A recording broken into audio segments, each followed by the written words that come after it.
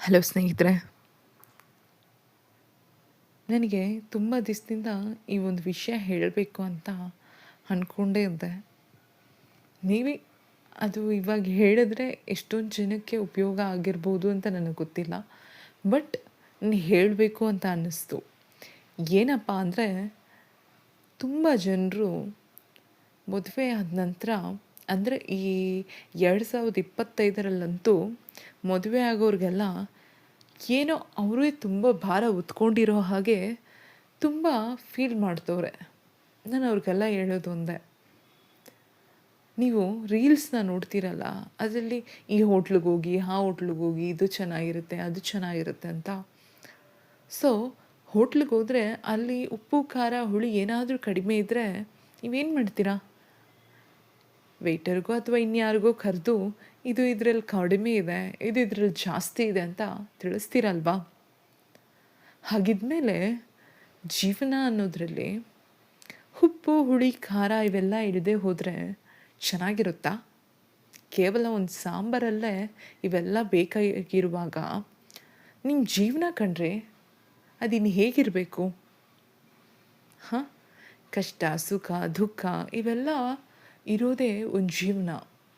ಆದರೆ ಊಟ ಚೆನ್ನಾಗಿಲ್ಲ ಅಂದರೆ ನಾವೇನು ಮಾಡ್ತೀವಿ ಅಂದರೆ ಅದನ್ನು ಸರಿಪಡಿಸ್ಕೊಂಡು ತಿಂತೀವಿ.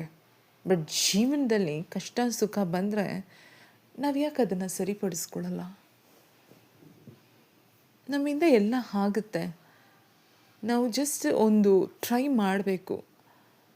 ನಾವು ಯಾವುದನ್ನು ಟ್ರೈ ಮಾಡ್ದಿರಾ ನನ್ನಿಂದ ಆಗಲ್ಲ ಅಂದರೆ ಹೇಗದು ಸಾಧ್ಯ?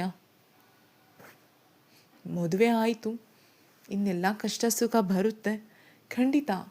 ಆದರೆ ಒಂದು ಹೇಳ್ತೀನಿ ಕೇಳಿ, ಯಾವಾಗ ನೀವು ಈ ಕಷ್ಟಗಳನ್ನೆಲ್ಲ ಎದುರಿಸ್ತೀರೋ ಆಗ ನೀವು ಜೀವನದಲ್ಲಿ ಒಂದು ದೊಡ್ಡ ಪಾಠ ಕಲಿತಂತೆ ಅರ್ಥ ಅಲ್ವಾ? ಜೀವನದಲ್ಲಿ ಕಲಿಯೋದು ಅನ್ನೋದು ಯಾವತ್ತೂ ಸ್ಟಾಪ್ ಆಗೋದೇ ಇಲ್ಲ. ಕಲಿತಾನೇ ಇರಬೇಕು ನಾವು. ಜೀವನ ಪ್ರತಿದಿನ ನಮಗೊಂದು ಪಾಠನ ಕಳಿಸ್ತಾನೇ ಇರುತ್ತೆ. ಕಲಿತ್ಕೊಳ್ಳಿ, ತಪ್ಪಿಲ್ಲ.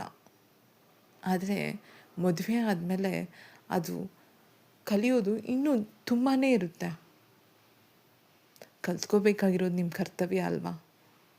ಹಾಗಂತ ನಿಮ್ಮ ತಂದೆ ತಾಯಿ ಅಂದ್ಕೊಂಡಿದ್ದಿದ್ರೆ ಇವತ್ತು ನಾವು ಇರ್ತಾನೇ ಇರಲಿಲ್ಲ, ನೀವು ಇರ್ತಾನೇ ಇರಲಿಲ್ಲ. ಕಷ್ಟ ಕಾಮನ್ನು, ಅದರಿಂದ ಹೊರಗೆ ಬರೋದು ನಿಜವಾದ ಒಂದು ಸಾಧನೆ. ಆ ಸಾಧನೆ